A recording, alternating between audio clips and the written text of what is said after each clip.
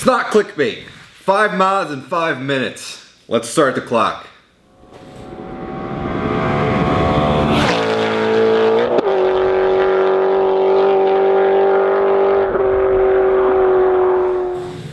What's up everybody? Welcome to my channel, DriveItRyan. If you're new here, well, check out some of my other videos. I got the Miata M3, the Subaru that I'm building, and I do a lot of reviews and all kinds of car stuff. So if you're a car guy like me, check it out and don't forget to subscribe. Let's get right into this video. This one's going to be short and sweet and a very easy install. In fact, well, you need one tool. Where is that tool? A screwdriver. Phillips head screwdriver. And that is just for one of the mods. If you're watching this channel, I bet you own a screwdriver, or at least I hope you do. So, what 5 mods are we doing? Let's go down the line. We'll start on this end and we'll go right down. First thing we're doing here is a shift knob. No tools. You know, I reckon this will probably take me 5 to 10 seconds, and I have a lot of faith in that. This is a Type R shift knob from JAS Performance. I think I got it from Mazda Miata, and it's kind of a hint into the Miata's future. But it's just your basic run-of-the-mill shift knob. It's heavier than the stock one. There's a wooden knob in here now. So that's that. Okay, let's start with the easiest mod. First, this wooden knob needs to go. We're gonna replace it with this. So ready? Start the clock now.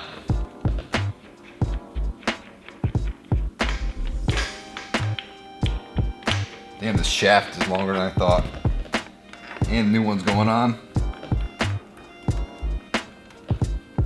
I'll even tighten it to spec. Sear spec.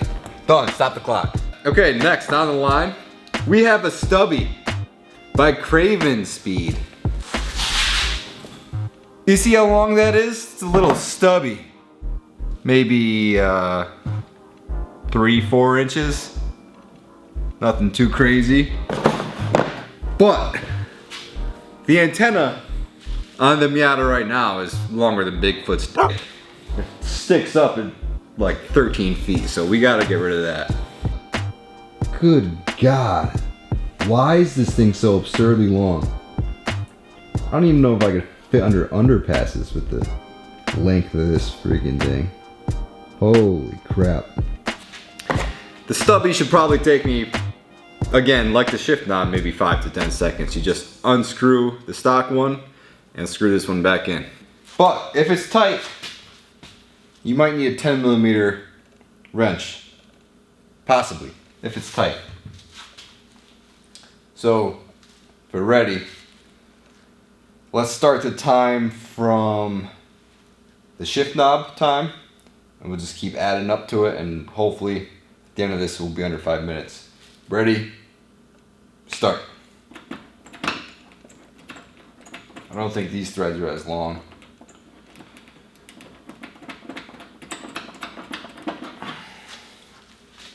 Old one's out.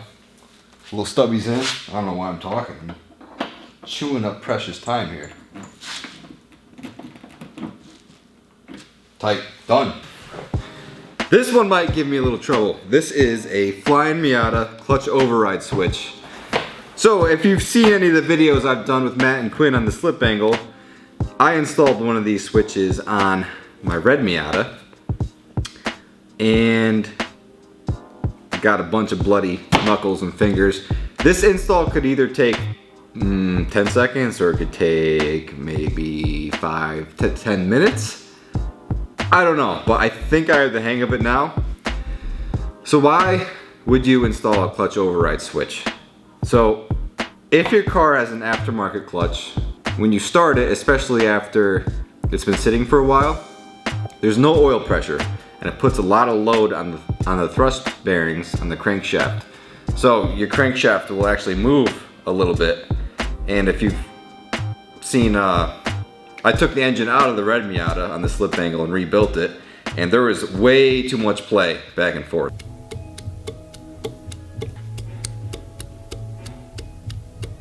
way too much. So I replaced the thrust bearings on that engine, and I don't want to have to do that in this engine. I want this engine to hold true and strong for as long as possible because, well, just because I want it to. So I'm gonna install this, and when you install this, you could then start the car in gear. So just, you know, think about that when you go to start the car. You start it in first, second, third, fourth, fifth, whatever gear you please. So as you can see, there's really not much to it. It's just kind of a bent piece of aluminum. But it's gonna be so hard to show you what's going on up there because it's dark and a lot of stuff going on. But Fly Miata gives you really good directions. So if you're looking at the directions, this green part is the switch. So you're gonna find the switch, and then you'll see a little plunger, the plunger is what contacts the pedal. So when you push the clutch pedal in, that plunger goes in, and then you're allowed to start the car. So this is gonna mimic that, and it's gonna make the car think that the clutch is always in. So you're gonna find it, and then you're gonna put one end over and then kind of slip it over. It's a little awkward, but look at step 1, 2, 3. Fly Miata's got you covered. Don't worry, it's awkward, but you can get it done. I got faith in you. Let me get a little contortional here. Let me get situated, and then we'll start the clock. It's not great. It's definitely not comfortable at all. You'll see the little plunger down here.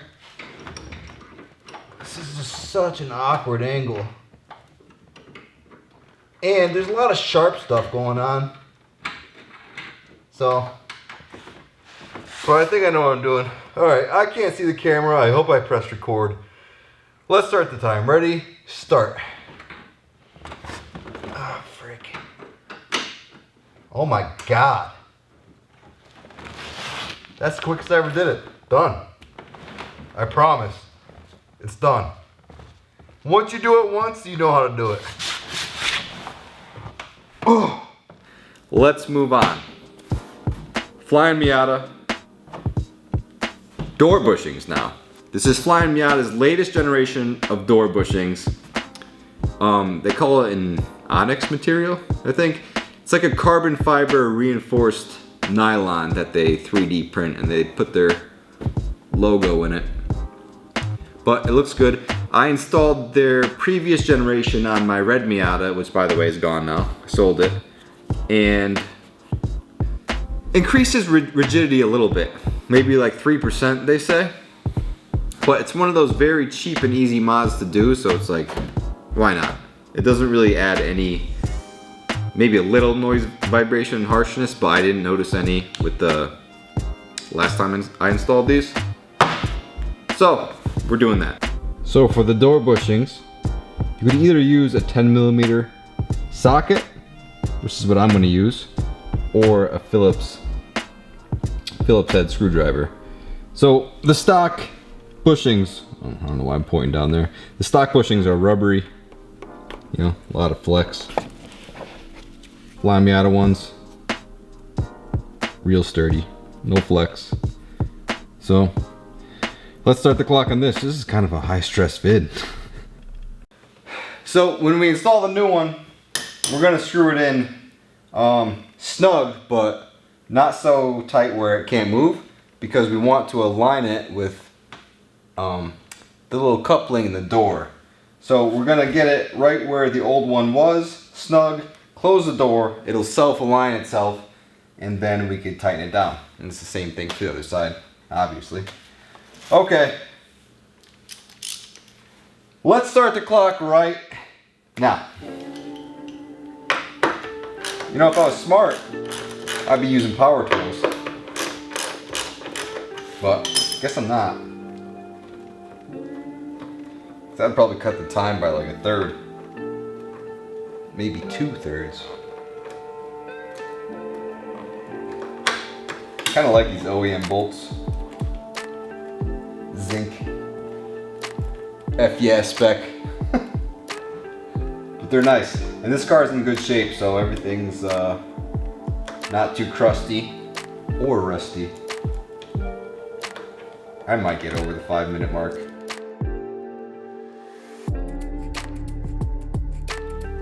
Okay, get the new one in. And realistically, off camera, I am going to probably take these bushings back off, paint correct it, get it dialed, and then I'll install these permanently. But for the sake of YouTube, I'm just gonna install it, get this vid done. But don't worry, I make sure everything's just right before I'm done forever. Yeah, that's how it goes.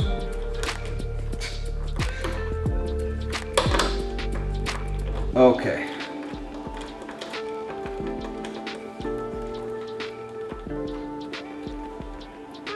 So, I'm gonna spend a little bit of time aligning this. Actually, you know what? We'll do it right now. See, there's still some flex. We'll close the door. Should be aligned. Now we can tighten it down permanently.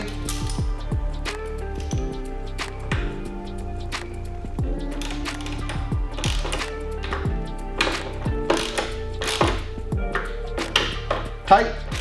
Stop the clock. And the last thing we're doing is some GoPro mounts to replace the visors. This isn't really a mod, I don't know. But since I'm a YouTuber, I thought it'd be a good idea to get some GoPro mounts in the car. And the sun visors that are in this car right now are kind of faded from sunlight. So are the seat belts. I think this guy had this outside a lot. There's zero rust in this car, but there's a little bit of sun fading going on, but I don't know, it's a 95. But anyways, this is also from Jazz Performance, same thing as the shift knob. And this should be super quick. All you need for this is your Phillips head screwdriver. You just unscrew the visor and screw this back in. You can see what I'm talking about. Visors are kind of faded at the bottom, kind of disgusting. I think this guy was a smoker. I don't think, yeah. Only got one screw in here. Let's see if there's both in here. Yep, 2 screws in there. So I am going to just do one side, if that's okay with you all. Okay, let's start the clock now.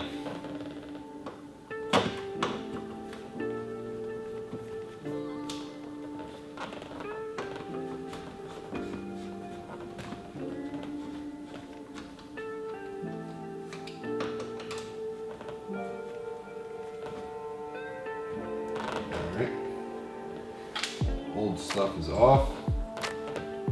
New stuff should go right in place.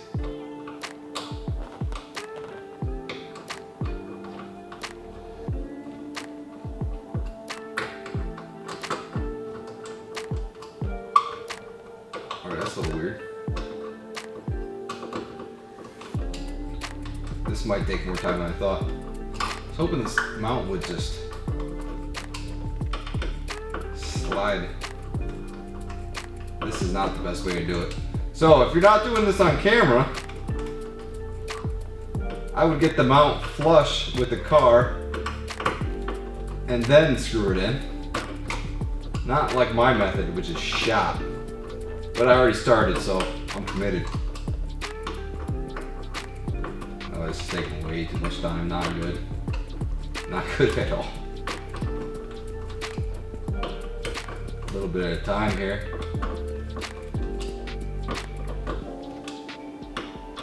Uh-oh, this is not ideal. Just about tight. Alright, tight. I'll even take this and put it back in. I'll probably end up switching this over. Like the other side.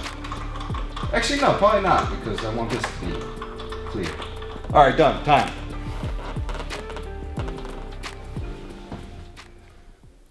Alright, so that wasn't that bad. The clutch override switch was the most awkward, but it didn't take as long as I thought. Actually, the GoPro mounts kind of took longer than I thought. The door bushings took about just exactly what I thought, how long it would take. But let's have a quick look at all the mods. Can't really show you the override switch. Well, maybe I can. I don't know. It's up there. Up there in the dark. Fly Miata door bushings. They're in. Shift knob by Jazz Performance is in. I like the way that looks. We'll go for a test drive and see how it feels. Shorty knob looks way better. Way better than that Long John over there. And did I zoom in on this already? The GoPro mount looks good. That'll come in handy. Nice sturdy mount. It beats the windshield mount. I just think I just got bit in the back by something. But thank you all for watching. Give this video a thumbs up if I beat the 5-minute mark. I'm not sure because I have to edit this video and then I'll know. But thank you all for supporting me, and like, comment, subscribe, engage with me as much as possible. I'm trying to hopefully make this YouTube thing a full-time gig one day, but we'll see. I'm just gonna keep plugging away at it, and I'll see you all in the next one. Peace.